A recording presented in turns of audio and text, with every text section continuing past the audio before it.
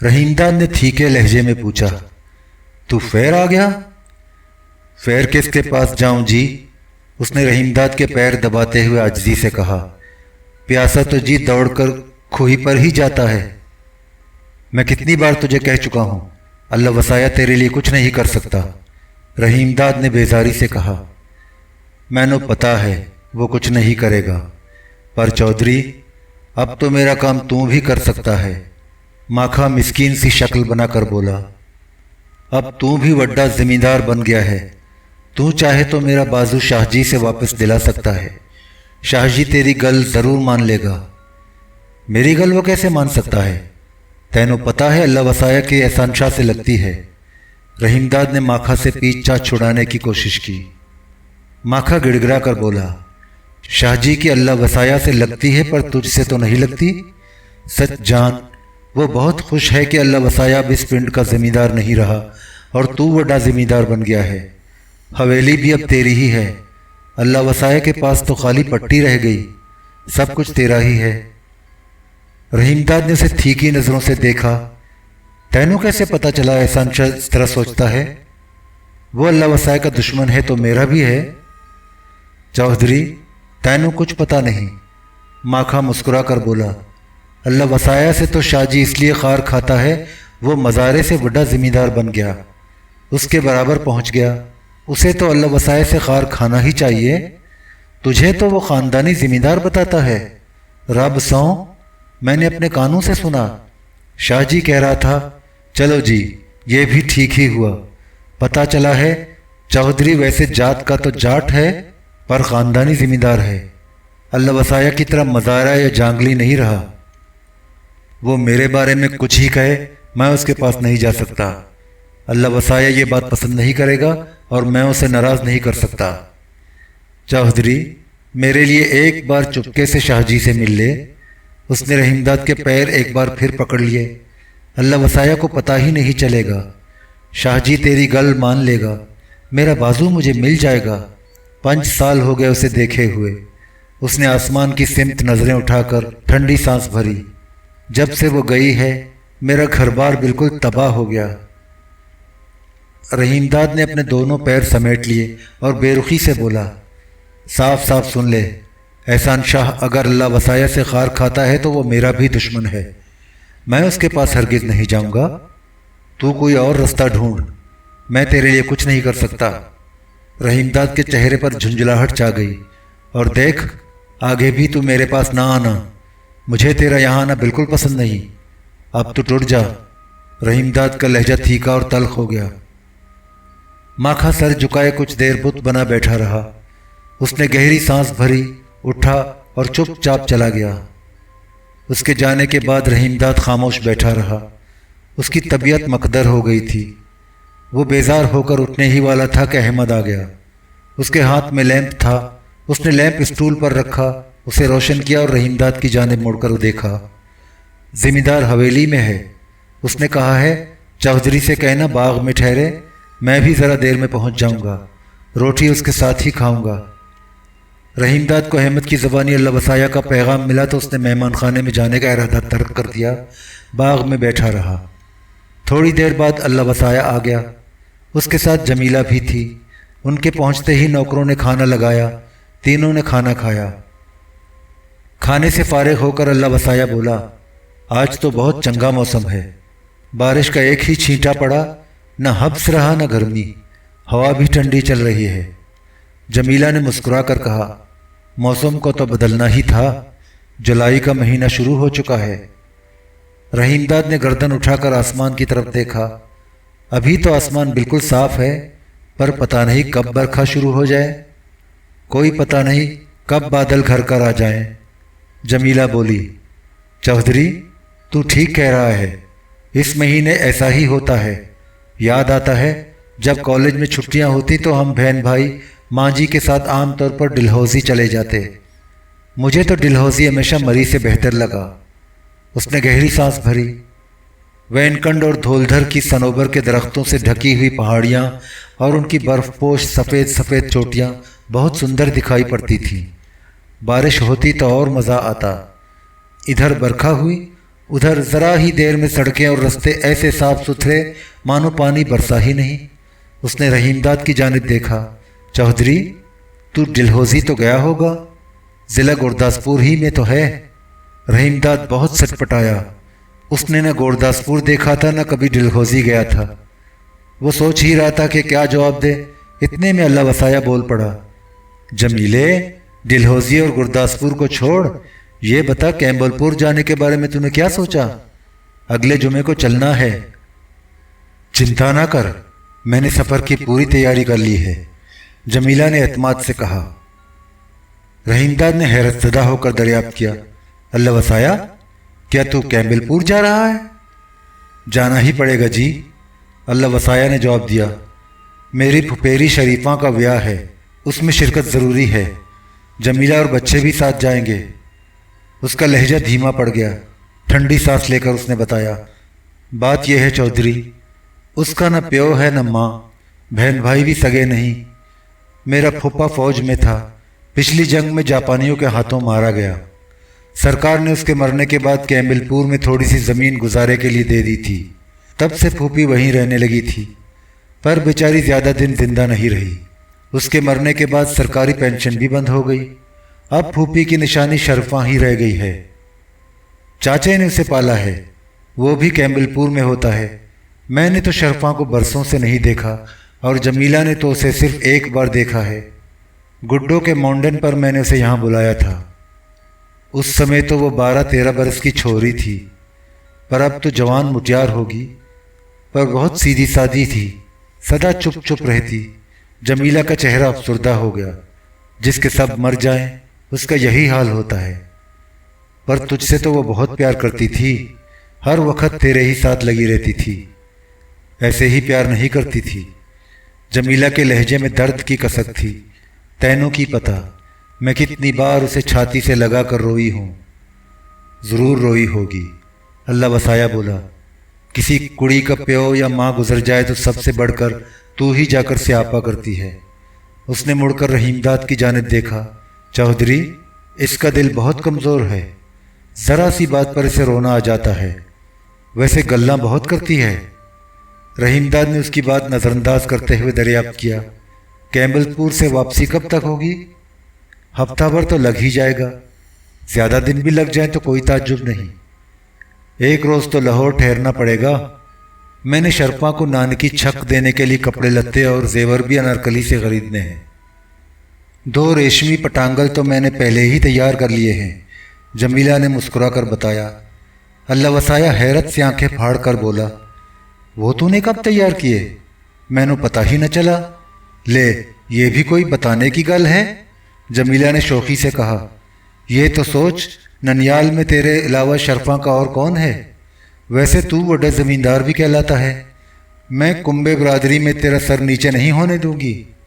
जमीला ने सीने पर हाथ मारा।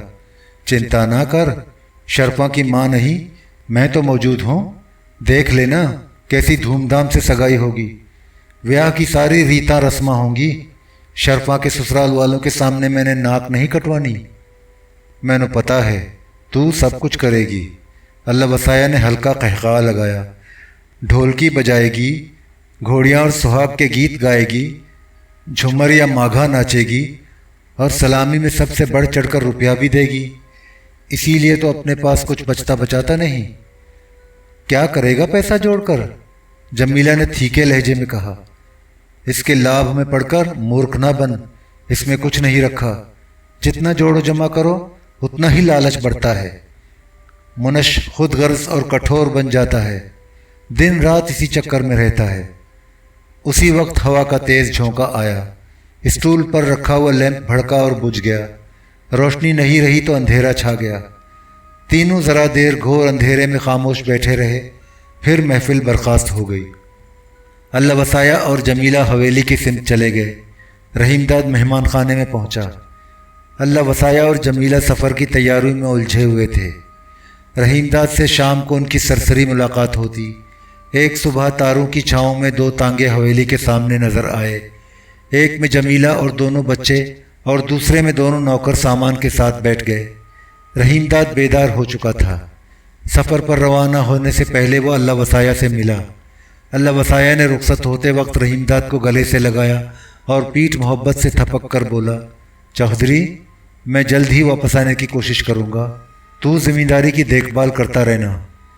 ویسے بھی اب تجھے زمینداری کے معاملات میں پوری دلچسپی لینی چاہیے، تو بھی اس پنڈ کا زمیندار بن چکا ہے، ایسی گل نہ کر اللہ وسایہ۔ رحیم داد نے جھٹ اسے ٹوکا، اس پنڈ کا زمیندار تو ہی ہے اور تو ہی رہے گا۔ یہ تو تیری محبت ہے چودھری، میں نو پتہ نہیں تھا تیرا دل اتنا وڈا ہے۔ میرا دل کتنا وڈا ہے یہ تو تینوں آگے پتہ چلے گا، رحیم داد نے علیحدہ ہوتے ہوئے کہا۔ جو کہہ رہا ہوں وہی کروں گا اور ثابت کر کے دکھاؤں گا۔ اس کا چہرہ مزمحل ہو گیا۔ یہ تو سوچ، تیرے سوا دنیا میں اب میرا کون ہے؟ میرے لیے تو سب کچھ تو ہی ہے۔ جمیلہ ہنس کر بولی، تم دونوں ساری گلاں اسی سمے کر لو گے؟ کچھ واپسی کے لیے بھی چھوڑ دو۔ رحیم داد نے جمیلہ کی بات سن کر اللہ وسایہ سے کہا، اب تو جا، دیر ہو رہی ہے، دیکھ جلد آنے کی کوشش کرنا۔ اللہ وسایہ خاموشی سے تانگے کی اگلی نشست پر بیٹھ گیا۔ جمیلہ اور بچے بھی اسی تانگے میں تھے۔ دونوں تانگے آگے پیچھے روانہ ہوئے۔ رحیم داد حویلی کے نوکروں اور نوکرانیوں کے ساتھ خاموش کھڑا تانگوں کو جاتے ہوئے دیکھتا رہا۔ تانگے دھول اڑاتے رفتہ رفتہ دور ہوتے گئے۔ آخر ایک موڑ پر وہ درختوں کی آڑ میں نظروں سے اوجھل ہو گئے۔ رحیم داد بوجھل قدموں سے چلتا ہوا مہمان خانے میں واپس آ گیا اور اپنے کمرے میں جا کر تھکا ہوا سا کرسی پر بیٹھ گیا۔ وہ مزمحل نظر آ رہا تھا۔ اس نے ناشتہ بھی رغبت سے نہیں کیا۔ دن بھر کمرے میں رہا۔ شام کو باغ میں گیا مگر وہاں بھی دل نہ لگا۔ اسے تنہائی کا شدید احساس تھا۔ وہ جلد ہی اٹھ کر مہمان خانے میں چلا گیا اور کھانا کھا کے بستر پر لیٹ گیا۔ دوسرے روز بھی اس کی طبیعت اچاٹ رہی۔ موسم بھی دھندلا دھندلا اور بے کیف تھا۔ آسمان پر بادلوں کا غبار چھایا تھا۔ ہوا ٹھہری ہوئی تھی، بارش بھی نہیں ہوئی۔ فضا میں حبس تھا، گھٹن تھی۔ رحیم داد مہمان خانے سے نکلا، کھیتوں کی طرف گیا۔ مزاروں سے فصل کے بارے میں ادھر ادھر کی باتیں کی۔ واپس آیا تو جسم پسینے پسینے تھا۔ اس نے غسل کر کے لباس تبدیل کیا۔ دن ڈھلے رحیم داد کا دل اور بوجھل ہو گیا۔ اس روز وہ باغ میں بھی نہیں گیا۔ گھوڑی نکلوائی، اس پر سوار ہوا اور دل بہلانے کے لیے نہر کی طرف چلا گیا۔ سورج غروب ہو رہا تھا اور بادلوں کے ایک ٹکڑے کے پیچھے سے جھانک رہا تھا۔ اس کی نارنجی روشنی سے نہر کا پانی جھلملا رہا تھا۔ رحیم داد گھوڑی دوڑاتا ہوا دور نکل گیا۔ ہلکے ہلکے جھونکے اس کے جسم سے ٹکرا رہے تھے۔ ان میں تازگی اور فرحت تھی۔ فضا میں جنگلی پھولوں کی خوشبو بسی ہوئی تھی۔ رحیم داد کو قدر سکون ملا۔ وہ گھوڑی دوڑاتا چلا گیا۔ سورج ڈوب گیا۔ شام نے اپنے بازو پھیلا دیے۔ فضا میں تاریکی گھلنے لگی۔ رحیم داد نے واپسی کے ارادے سے گھوڑی کی رفتار سست کی۔ گھوڑی پیاسی بھی تھی۔ وہ نیچے اترا اور اسے پانی پلانے کے لیے نہر کے قریب لے گیا۔ گھوڑی پانی پی چکی تو رحیم داد نے اسے کچھ دیر سستانے کا موقع دیا۔ اس کا جسم پسینے سے بھیگ کر سیاہ پڑ گیا تھا۔ رحیم داد نہر کے قریب ریت کے ایک تودے پر بیٹھ گیا۔ اس کی قمیص پسینے سے شرابور تھی۔ نہر کی سمت سے ٹھنڈی ہوا آ رہی تھی۔ واپسی کے لیے وہ گھوڑی پر سوار ہوا۔ عین اسی وقت پلچی کے اونچے اونچے پودوں کے گھنے جھنڈ کے پیچھے سے ماکھا نکل کر سامنے آ گیا۔ رحیم داد نے اسے دیکھا تو بھونچکا رہ گیا۔ وہ ماکھے، تو ادھر کیسے آ گیا؟ چودھری، تینوں یہ بھی پتہ نہیں؟ وہ ادھر درختوں کے اس پار اپنا پنڈ پیراں والا ہے، ماکھا نے ایک طرف ہاتھ اٹھا کر بتایا۔ رحیم داد مزید بات کرنا نہیں چاہتا تھا۔ اسے نظر انداز کرتے ہوئے اس نے گھوڑی موڑی مگر ماکھا جھپاک سے گھوڑی کے سامنے آ گیا۔ گڑ گڑا کر بولا، چودھری میری ایک گل سن لے۔ رحیم داد نے گھوڑی ٹھہراتے ہوئے دریافت کیا، تجھے کیا کہنا ہے؟ اس نے تھیکی نظروں سے ماکھا کو دیکھا۔ میں تجھے پہلے ہی صاف صاف کہہ چکا ہوں، میں تیرا کام نہیں کر سکتا، میرا پیچھا چھوڑ دے۔ میری گل تو سن لے۔ اس نے دونوں ہاتھ جوڑ دیے۔ شاہ جی اپنی گھوڑی پر آگے گیا ہے، واپس آتا ہی ہوگا۔ میں نے اس سے کیا لینا؟ سامنے سے ہٹ، رحیم داد نے ڈپٹ کر بے رخی سے کہا۔ ماکھا ڈھیٹ بن کر بولا، تو اسے میرے بازو کے بارے میں کہے گا تو وہ ضرور مان لے گا۔ पर मैंने उससे कोई गलशल नहीं करनी। रहीमदाद के लहजे में बदस्तूर बेजारी थी। अलग हट, मेरा रास्ता छोड़। माखा घोड़ी के सामने से तो हट गया, मगर उसने झट रुकाब में पड़ा हुआ रहीमदाद का पैर थाम लिया। चौधरी, तेरी एक गल से मुझे अपना बाजू मिल जाएगा। मुझे तबाही से बचा ले, तेरी मेहरबानी होगी। उसने रहीमदाद के पैर पर सर रख दिया और फूट फूट कर रोने लगा। रहीमदाद तसब्जुब में मुब्तला हो गया। वो घोड़ी पर गुमसुम बैठा रहा। शाम के सन्नाटे में माखा की दबी दबी सिसकियाँ उभर रही थीं और उसकी पेशानी रहीमदाद के पैरों पर टिकी हुई थी। इसी असना में दूर से टापें उभरी। माखा ने गर्दन उठाकर रहमतलब नज़रों से रहीमदाद को देखा। गुलूगीर आवाज़ में बोला, चौधरी, वो आ रहा है, बस ज़रा देर ठहर जा, वो यहीं से गुजरेगा। तू शाहजी से गल करके तो देख। रहीमदाद ने कुछ नहीं कहा। टापें रफ्ता रफ्ता करीब आती जा रही थी। माखा घबराए हुए लहजे में बोला, शाहजी पहुंचने ही वाला है, मुझे तेरे पास देखेगा तो नाराज़ होगा। ये कहता हुआ वो पीछे हटने लगा, साथ ही गिड़गिड़ाता रहा, चौधरी, इससे मेरे बारे में गल कर ले। तू कहेगा तो मेरा काम बन जाएगा। जिंदगी भर तुझे दुआएं दूंगा। माखा आंसू पहुंचता हुआ लपक कर कीकर की एक घनी जाड़ी के पीछे चला गया। रहीमदाद पसोपेश में जहां था वहीं खड़ा रहा। टापें बिल्कुल करीब सुनाई देने लगी। रहीमदाद ने नज़रें उठाकर देखा। शाम के धुंधलुके में एहसान शाह अपनी घोड़ी दौड़ाता, गर्द के बादल उड़ाता एक मोड़ से नमूदार हुआ। वो रहीमदाद ही की तरफ आ रहा था। आन की आन में वो नज़दीक पहुंच गया। उसने घोड़ी की रासें ज़ोर से खींची। घोड़ी ऊंची आवाज़ से हिनहिनाई और ठहर गई। एहसान शाह ने रहीमदाद को गौर से देखा। रहीमदाद ने सलाम किया। एहसान शाह ने सलाम का जवाब दिया और गर्दन उठाकर पूछा, मैंने तुझे पहचाना नहीं, पहली बार इधर देख रहा हूँ। रहीमदाद ने बताया, मेरा नाम जी चौधरी नूर इलाही है, कोटला हरकिशन में अपनी जिम्मेदारी है। तू है चौधरी नूर इलाही? एहसान शाह ने हैरत का इजहार किया। नाम तो तेरा सुना था, आज तुझे देख भी लिया। उसके चेहरे का तनाव कम हो गया। मुस्कुरा कर बोला, पर आज तू इधर कैसे निकल आया? रहीमदाद ने नज़र भर कर एहसान शाह को देखा। सिनो साल के एतबार से वो 56-57 साल के पेटे में था, मगर जिस्म मजबूत और भारी भरकम था। चेहरे पर घनी मूंछें थी। पग का ऊंचा तुर्रा हवा से आहिस्ता आहिस्ता लहरा रहा था। वो अपने डील डोल और वज़ाक़ता से बहुत बारोब लगता था। रहीमदाद उसकी शख्सियत से खासा मरूब हुआ। हिचकिचाते हुए बोला, शाहजी, तुझसे एक गल करनी थी। ज़रूर कर। एहसान शाह ने उसकी हौसला अफजाई की। पर यहाँ खड़े खड़े क्या गल हो सकती है? अपनी हवेली यहाँ से ज़्यादा दूर नहीं है, मौसम भी सुहाना है, वहीं आराम से बैठकर बातचीत होगी। रहीमदाद उसकी हवेली में जाना नहीं चाहता था। उसने कतराने की कोशिश की। लहजे में नरमी पैदा करते हुए बोला, कोई लंबी चौड़ी गल नहीं करनी? छोटी हो या लंबी, इससे क्या फ़र्क पड़ता है? एहसान शाह ने मुस्कुरा कर कहा, पर यह तो कोई बात करने की जगह नहीं। एहसान शाह ने बात ख़त्म ही की थी कि हल्की हल्की फुहार पड़ने लगी। वो बेतकल्लुफ़ी से कहका मार कर बोला, ले चौधरी, अब तो बूंदाबांदी भी शुरू हो गई। आ मेरे साथ, अब हवेली में बैठकर आराम से गलबात होगी। बारिश और तेज़ हो गई। रहीमदाद के लिए इनकार करने की गुंजाइश न रही। एहसान शाह ने एड़ लगाकर घोड़ी आगे बढ़ाई। रहीमदाद भी चुपचाप उसके साथ साथ चलने लगा। दोनों घोड़ियां दौड़ाते हुए पीरांवाला की जानिब रवाना हुए। बारिश बतदरीज तेज़ होती जा रही थी। वो पीरांवाला में दाखिल हुए तो बारिश खासी तेज़ हो चुकी थी। दोनों जल्दी जल्दी उतरे। घोड़ियां मुलाजमों के हवाले की और हवेली के अंदर चले गए। हवेली नहायत शानदार थी। उसके चारों तरफ फसील नुमा ऊंची ऊंची दीवारें थीं। अल्लाह वसाया ने रहीमदाद को ठीक ही बताया था कि एहसान शाह की हवेली दूर से पुराने ज़माने का किला लगती है। उसका फाटक इस कदर ऊंचा था कि हाथी गुजर सकता था। दरवाजे भारी और मजबूत लकड़ी के बने हुए थे। फाटक पर मुसल्ला पहरा था। हवेली के 3 हिस्से थे। एक हिस्से में एहसान शाह की मनकूहा बीवियाँ और बच्चे रहते थे। ये हवेली का अखबी हिस्सा था।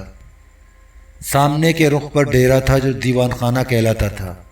हवेली के नौकर चाकरों से मेहमान घर भी कहते थे। دیوان خانہ پھاٹک سے اندر داخل ہوتے ہی نظر آتا تھا۔ احسان شاہ اس دیوان خانے میں صبح شام کچہری لگاتا تھا۔ مینیجر، منشیوں اور کارندوں کے ساتھ بیٹھ کر ذمہ داری کے معاملات طے کرتا تھا۔ مزاروں کے خلاف شکایات پیش ہوتی تو ان کے مقدمات کا فیصلہ بھی دیوان خانے ہی میں کرتا تھا۔ دیوان خانے کے آگے وسیع پائیں باغ تھا۔ دیوان خانے سے متصل اونچی اونچی دیواروں سے گھرا ہوا حصہ کوٹ کہلاتا تھا۔ کوٹ میں احسان شاہ کی داشتائیں اور مزاروں کی وہ نوجوان عورتیں قید رکھی جاتی تھیں جنہیں اغوا کر کے لایا جاتا تھا۔ کوٹ میں آمد و رفت کا صرف ایک دروازہ تھا اور اس پر 24 گھنٹے مسلح پہرا رہتا تھا۔ دیوان خانے میں کشادہ ہال تھا جس پر دبیس قالین کا فرش تھا۔ جگہ جگہ صوفے اور دیوان قرینے سے رکھے تھے۔ صوفے پرانی وضع کے مگر قیمتی اور آرام دہ تھے۔ دروازوں اور کھڑکیوں پر ہلکے ریشمی پردے پڑے تھے۔ احسان شاہ دیوان خانے میں داخل ہوتے ہی ہال کی جانب بڑھا۔ رحیم داد اس کے ہمراہ تھا۔ دونوں ہال میں پہنچے تو نوکروں نے نہایت مستعدی سے پردے ہٹا دیے اور کھڑکیوں کے پٹ کھول دیے۔ ہال کے آگے طویل برآمدہ تھا۔ اس میں بیت کی کرسیاں پڑی تھیں۔ احسان شاہ نے ہال میں پہنچ کر گرمی محسوس کی۔ اس نے رحیم داد کو مخاطب کیا، چودھری یہاں تو حبس ہے، باہر برآمدے میں بیٹھا جائے۔ اس نے قریب کھڑے ہوئے ملازم کی جانب دیکھا، شیدے دروازہ کھول دے، کرسیاں اور میز برآمدے میں ٹھیک سے لگا دے، یہاں گرمی ہے، ہم نے برآمدے میں بیٹھنا ہے۔ شیدہ آگے بڑھا۔ اس نے فوراً دروازہ کھولا، باہر گیا، کرسیاں قرینے سے لگائیں اور درمیان میں میز رکھ دی۔ احسان شاہ اور رحیم داد ہال سے نکل کر کرسیوں پر بیٹھ گئے۔ برآمدے کے آگے دور تک پھیلا ہوا نرم نرم گھاس کا لون تھا۔ اونچے اور گھنے درخت تھے۔ ان کے درمیان جگہ جگہ روشیں اور کیاریاں تھیں۔ پھولوں سے مہکتی ہوئی بھیگی بھیگی شاخیں تیز جھونکوں سے جھوم رہی تھیں۔ باغ میں رمجھم بارش ہو رہی تھی۔ بادل رک رک کر گرج رہے تھے۔ ہوا کے جھونکوں کے ساتھ بارش کے چھینٹے کبھی کبھار برآمدے میں بھی آ جاتے ہیں۔ رحیم داد حویلی کی شان و شوکت اور احسان شاہ کی آن بان سے بڑا مروب نظر آتا تھا۔ وہ گم سم بیٹھا تھا۔ احسان شاہ کی پشت پر شیدہ سر جھکائے مؤدب کھڑا تھا۔ احسان شاہ نے اپنی پگ اتار کر شیدے کو دی، ہنس کر بولا، کچھ پینے پلانے کو لا، دیکھ تو کیسا ظالم موسم ہے۔ شیدے نے پگ سنبھالی اور ہال کے اندر چلا گیا۔ رحیم داد ہنوز خاموش تھا۔ احسان شاہ نے اس کی جانب دیکھا، مسکرا کر پوچھا، ہاں چودھری اب بتا تو کیا کہنا چاہتا تھا؟ رحیم داد نے ہچکچاتے ہوئے ماکھا کا ذکر چھیڑا، شاہ جی میں نے جو گل کرنی ہے وہ ہے، کوئی خاص گل ہے؟ احسان شاہ اس کی بات کاٹ کر بولا، خاص ہی گل ہے۔ رحیم داد نے آہستہ آہستہ اس بات میں گردن ہلائی، تب تو آرام سے گل ہوگی، ایسی جلدی کیا ہے؟ وہ ہنس کر بولا، اس بارش میں تو واپس جانے سے رہا؟ کوٹلہ ہرکشن دور ہے اور رستہ بھی کچا اور پیچ کا ہے۔ بارش تھم جائے تو روٹی کھا کر چلا جانا، ورنہ رات یہیں ٹھہر جانا۔ اس نے کھنکار کر گلا صاف کیا، میں نے سنا ہے اللہ وسایا تو گھر والی اور بچوں کے ساتھ پنڈ سے باہر گیا ہے۔ وہ اپنی پھپھیری کے ویاہ میں شرکت کے لیے کیمبل پور گیا ہے۔ جب ہی تو ادھر نکل آیا، احسان شاہ نے بے تکلفی سے کہکہا لگایا، وہ پنڈ میں ہوتا تو تجھے ادھر آنے نہ دیتا۔ رحیم داد نے کسی رد عمل کا اظہار نہیں کیا، خاموش بیٹھا رہا۔ ذرا دیر بعد شیدہ ایک ٹرے میں وسکی کی بوتل، 2 گلاس اور پانی سے بھرا ہوا جگ لے کر آ گیا۔ اس نے بوتل، جگ اور گلاس میز پر رکھ دیے۔ رحیم داد نے یہ رنگ ڈھنگ دیکھا تو بہت گھبرایا۔ اس نے پہلے کبھی شراب نہیں پی تھی، البتہ میلوں ٹھیلوں میں بھنگ اور ساوی بارہا پی چکا تھا۔ جن دنوں منٹگمری جیل میں تھا، لالی اور دوسرے قیدیوں کے اسرار پر چرس بھری سگریٹیں بھی پی لیتا تھا، مگر چرس پینے کی لت نہیں لگی تھی۔ شیدے نے پہلے احسان شاہ کے لیے وسکی کا پیک بنایا اور گلاس اس کے سامنے رکھ دیا، مگر جب وہ دوسرا پیک بنانے لگا تو رحیم داد کسی قدر پریشان ہو کر بولا، میرے لیے نہ بنا۔ شیدے نے ہاتھ روک لیا، کیسی گل کر رہا ہے چودھری؟ ایسے کافر موسم میں تو بڑے بڑے زاہدوں اور پرہیزگاروں کی توبہ ٹوٹ جاتی ہے۔ وہ کھلکھلا کر ہنسا، شیدہ کی جانب متوجہ ہوا، منہ کیا تک رہا ہے؟ اپنا کام کر۔ اس نے نہایت مستعدی سے پیک تیار کیا اور رحیم داد کے سامنے رکھ دیا۔ احسان شاہ نے اشارہ کیا، شیدہ فوراً چلا گیا۔ احسان شاہ نے گلاس اٹھایا، رحیم داد کو مخاطب کیا، چودھری اٹھا اپنا گلاس۔ لیکن رحیم داد نے گلاس نہیں اٹھایا، حیران و پریشان بیٹھا رہا۔ احسان شاہ نے اصرار کیا، اب تکلف شکلف چھوڑ، گلاس اٹھا۔ شاہ جی گل یہ ہے، میں نے آج تک نہیں پی، مجھے نہ پلا۔ نہیں پی تو اس سے کیا فرق پڑتا ہے، آج سے شروع کر دے۔ احسان شاہ کا اصرار جاری رہا۔ اللہ وسایا کے رستے پر نہ چل، وہ تو مزارہ تھا، زمیندار بن کر بھی مزارہ ہی رہا، وہ تجھے بھی زمیندار نہیں بننے دے گا۔ احسان شاہ نے گلاس اٹھا کر رحیم داد کے ہاتھ میں تھما دیا، اپنا گلاس اس کے گلاس سے ٹکرایا۔ چل شروع ہو جا، میں نے آج تک کسی مہمان کی اس طرح ناز برداری نہیں کی۔ اس نے ایک ہاتھ مونچھ پر پھیرا، میں متروکہ جائیداد کی لوٹ مار سے زمیندار نہیں بنا، خاندانی جگیردار ہوں۔ یہ حویلی میرے دادا نے بنوائی تھی، وہ بہت بڑا زمیندار ہوتا تھا، لارڈ گورنر کے دربار میں اسے کرسی ملتی تھی، کیا سمجھا؟ احسان شاہ نے وسکی کا گھونٹ بھرا۔ رحیم داد اس کی باتوں سے ایسا مروب ہوا کہ گلاس اس کے ہونٹوں تک پہنچ گیا۔ اس نے بھی گھونٹ بھرا اور منہ ذرا بگاڑ کر بولا، شاہ جی تو نے یہ ٹھیک نہیں کیا، بچوں جیسی گلہ نہ کر۔ احسان شاہ نے ہنس کر اس کی حوصلہ افزائی کی، تینوں ابھی پتہ نہیں زندگی کا اس کے بنا کیا مزہ، تھوڑی سی اور لگا تینوں خود ہی اندازہ ہو جائے گا یہ کیا بھار دکھاتی ہے۔ اسی وقت بادل زور سے گرجا۔ رحیم داد نے زبان سے تو کچھ نہیں کہا، خاموشی سے ایک گھونٹ اور بھرا اور بھیگی ہوئی مونچھیں ہاتھ سے پہنچنے لگا۔ بارش تیز ہو گئی، ہوا کے نمالود جھونکے برآمدے کے اندر آنے لگے، فضا میں خنکی رچ گئی۔ شیدہ 2 پلیٹوں میں تلے ہوئے مرغ اور تکے لے آیا۔ احسان شاہ اور رحیم داد پیتے رہے، مرغ اور تکے کھاتے رہے۔ باہر موسلا دھار بارش ہوتی رہی۔ احسان شاہ بولا، ہاں چودھری اب سنا اپنی گل، تینوں کی کہنا ہے؟ بار بار ذکر کرتا تھا، ایسی کیا خاص گل ہے؟ گل شل کیا ہے جی، وہ تیرا ایک مزارہ ہے نا، ماکھا نام ہے اس کا۔ رحیم داد نے جان بوجھ کر اپنی بات ادھوری چھوڑ دی، وہ احسان شاہ کا رد عمل دیکھنا چاہتا تھا، مگر احسان شاہ پر کوئی خاص رد عمل نہیں ہوا۔ بے نیازی سے بولا، یاد تو پڑتا ہے اپنا ایک مزارہ ماکھا بھی ہے، پر چودھری تجھے اس سے کیا لینا؟ رحیم داد نے ہچکچاتے ہوئے کہا، اس کی گھر والی تیری حویلی میں ہے۔ ہوگی؟ احسان شاہ نے ایک تکا اٹھا کر چباتے ہوئے رحیم داد کی طرف دیکھا، تجھے کیسے اس کی یاد آ گئی؟ ماکھا کئی بار میرے پاس آ چکا ہے، رحیم داد نے وضاحت کی، وہ اپنی گھر والی واپس لے جانا چاہتا ہے۔ اس کی بات نہ کر، وہ تو ایسے ہی سب کے پاس پہنچتا رہتا ہے، تیرے پاس بھی جا کر گڑ گڑایا ہوگا، یہی گل ہے نا؟ ہے تو جی یہی گل، رحیم داد نے وسکی کی چسکی لگا کر کہا۔ ماکھا اپنے بازو کے لیے بہت پریشان ہے، کہتا تھا اس کے بغیر وہ تباہ ہو گیا۔ رحیم داد پر اب وسکی اپنا سر دکھانے لگی تھی، وہ پہلی بار کھل کر مسکرایا، شاہ جی وہ 5 سال سے تیری حویلی میں ہے، کئی بچے بھی جن چکی ہے، اب وہ تیرے کس کام کی رہ گئی؟ کام کی تو وہ اب بھی ہے چودھری، تو نے اسے دیکھا نہیں؟ احسان شاہ نے ہلکا قہقہا لگایا، بچہ جننے کے بعد وہ اور رسیلی ہو جاتی ہے، تبھی تو میں نے اس کا نام رسیلی رکھ چھوڑا ہے۔ اب تو یہ بھی یاد نہیں پہلے اس کا نام کیا ہوتا تھا، اب تو میں اسے رسیلی ہی کے طور پر پہچانتا ہوں۔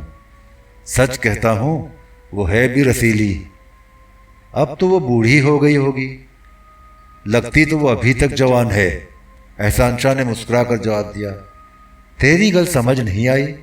رحیم داد نے چہرے کے تاثرات سے حیرت کا اظہار کیا، میں نے تو جی یہ دیکھا ہے 2-3 بچوں کے بعد تو مزاروں اور کمیوں کی گھر والیاں ایسی مریل اور بوڑھی لگتی ہیں کہ دیکھنے کو جی نہیں کرتا۔ چودھری تو بھی ٹھیک کہہ رہا ہے، احسان شاہ نے اس کی تائید کی۔ بات یہ ہے جی، مزارے اور کمی ان سے دن رات سخت محنت کراتے ہیں पर रोटी टुकड़ देने को उनके पास इतना होता नहीं कि उन्हें ठीक ठाक रखें। वो बूढ़ी और मरियल नहीं लगेंगी तो और क्या लगेंगी। पर यह भी तो है जी, इधर कुड़ी 13-14 की हुई, उधर झट उसका ब्याह हो जाता है। पूरी तरह जवान भी नहीं होती कि ठकाठक बच्चे पैदा होने लगते हैं। जब भी तो मज़ारों और कमियों के घरों में जवान और खूबसूरत जनानियां नजर नहीं आती। एहसान शाह ने मुंह बिगाड़ा। मैं जिसे भी उठवाता हूं पहले उसे मक्खन दूध खिला पिलाकर तैयार कराता हूं, तब उस पर जो बनाता है वो निखरती है, चेहरे पर रंग रूप आ जाता है, बदन भी गुदाज और कसा हुआ हो जाता है। रहीमदाद कुछ न बोला, चुप बैठा मुर्ख की टांग चबाता रहा। बारिश का जोर अब टूट गया था, अलबत्ता हवा की शोरीदा सरी कम नहीं हुई थी। दोनों की आंखों में नशे से सितारे झिलमिला रहे थे। एहसान शाह ज्यादा देर खामोश नहीं रहा। उसने हंसकर पूछा, चौधरी किस सोच में पड़ गया। सोच रहा था तेरी तंदुरुस्ती बहुत शानदार है, अब भी जवान घबरू लगता है। रहीमदाद ने उसे खुश करने की कोशिश की। अब तो कुछ भी नहीं रहा, 2 साल उधर मेरा जिगर खराब हो गया था, तब से सेहत जरा गिर गई। तूने उस जमाने में मुझे नहीं देखा। बुरा ना मना तो एक गल पूछूं? रहीमदाद ने दबी जबान से कहा। शाह जी, तू मज़ारों की घरवालियां क्यों उठवाता है? मज़ारों की जनानियां तब उठवाता हूं जब वो सरकशी करते हैं, विगार से जी चुराते हैं, हरामखोरी और बदमाशी करते हैं। एहसान शाह ठीके लहजे में बोला। ऐसे मज़ारों को बेदखल क्यों नहीं कर देता? बेदखल करने का सबसे आसान और मुजरब नुस्खा यह है, जिस मज़ारे को बेदखल करना हो उसकी घरवाली उठवा लो। समझो उसका एक बाजू कट गया, वो बिल्कुल बेबस हो जाता है। एहसान शाह ने संजीदगी से कहा। वैसे कभी कभी मज़ारों और कमियों पर रोब और दहशत बिठाने के लिए भी ऐसा करना पड़ता है, वरना तैनो तो पता ही है, मज़ारों में एक से एक नंबरी, निकम्मा और हड हराम पड़ा है। ज़रा ढील दो तो झट कानून चाटता है, ऊपर दरखास्तें पहुंचाता है, खुद बदमाशी करता है, दूसरों को भी उकसाता है। जिम्मेदारी करना हंसी ठट्टा नहीं। जिम्मेदार का रोब उठ जाए तो समझ ले गई जिम्मेदारी। उसे चलाने के लिए ज़रूरी है ऐसा वार करो कि मज़ारा सर ही ना उठा सके। औरत तो मर्द की इज्जत होती है ना, बस उससे वही छीन लो, हमेशा के लिए उसका सर झुक जाता है। पर शाह जी, तूने तो बहुत जनानियां रख छोड़ी हैं। मैंने तो सुना है उनके लिए बहुत बड़ा कोट बनवा रखा है, क्या यह सच है? रहीमदाद ने पूछा। तूने ठीक ही सुना, एहसान शाह ने बताया। कोट साथ ही है, देखना चाहे तो अभी देख ले। बोल क्या कहता है? देख लूंगा, पर आज नहीं। रहीमदाद रजामंद न हुआ। वैसे बारिश भी हो रही है। अब मैं तुझे राज की गल बताता हूं, इन रखेलों से बहुत काम निकलता है। मैं तो उनको अपने कमरे में रात को कम ही बुलाता हूं। उसने विस्की की चुस्की लगाई। थानेदार, तहसीलदार और कभी कभी तो उनसे भी बड़े अफसर, बल्कि असेंबली के मेंबर भी मेरी हवेली में आकर ठहरते हैं। तेरे ऐसे यार दोस्त भी आते रहते हैं। उसने कहकहा लगाया, नशे की झोंक में लहरा कर बोला। शराब का दौर भी चलता है, मेहमानों की खातिर मदारत तो करनी ही पड़ती है। उसने बेतकल्लुफी से आंख मारी। इनमें रंगीन मिजाज भी होते हैं। इनका दिल बहलाने के लिए ये जनानियां बहुत काम आती हैं। न किसी को बुलवाने की जरूरत, न ढूंढने शूंढने का चक्कर। कोर्ट में हर तरह की रन मौजूद है। रहीमदाद खामोश बैठा उसकी बातें सुनता रहा। नशे का रेला आया। एहसान शाह के हाथ में दबा हुआ गिलास छलक उठा। उसने गिलास मेज पर रख दिया, हंसकर गोया हुआ। चौधरी, एक गल और भी है। पुत्र जवान हो गए हैं। तैनो पता है जवानी तो दीवानी होती है ना। छुप छुप कर कंजरियों के पास जाएंगे, लाहौर जाकर हीरा मंडी के चक्कर काटेंगे, रुपया पैसा बर्बाद करेंगे। बदनामी अलग होती है। फिर ऐसा भी तो है, कंजरियों के पास जाएंगे तो पोशीदा और ख़तरनाक बीमारियां लगा कर लाएंगे। उसने जोर का कहका बुलंद किया। कोर्ट की ये रखेलें उनके काम भी आती हैं। पर शाह जी, तुझे ये बात बुरी नहीं लगती? रहीमदाद ने हैरतज़दा होकर पूछा। चौधरी, تو برائی کی گل کر رہا ہے؟ میں پوری طرح جوان بھی نہ ہوا تھا کہ پنڈ کی ایک چھوری پر دل آ گیا۔ میں نے اسے اٹھا کر زبردستی گھوڑی پر ڈالا اور حویلی میں لے آیا۔ میں نے ایک فلم میں ہیرو کو اسی طرح ہیروئن کو اٹھا کر لے جاتے ہوئے دیکھا تھا۔ احسان شاہ بتاتا رہا، وہ جی کمہاروں کی چوری تھی۔ وہ اکٹھے ہو کر پیچھے پیچھے آئے، بہت رولا گولا کیا۔ اسی دیوان خانے میں میرے پیو کے سامنے مقدمہ پیش ہوا۔ میں بہت ڈرا۔ میرا پیو بہت روب داب والا زمیندار تھا۔ کمہاروں کی شکایت سنتے ہی بھڑک اٹھا، سب کو الٹا لٹکا کر جوتے لگوائے۔ اسی روز ان کی کئی کڑیاں اور جوان زنانیاں اٹھوا لیں۔ کئی روز سب کو جیل میں بند رکھا۔ اس کی اپنی جیل ہوتی تھی۔ اسی حویلی میں ایک تہخانہ ہے۔ پہلے وہ جیل کے طور پر استعمال ہوتا تھا۔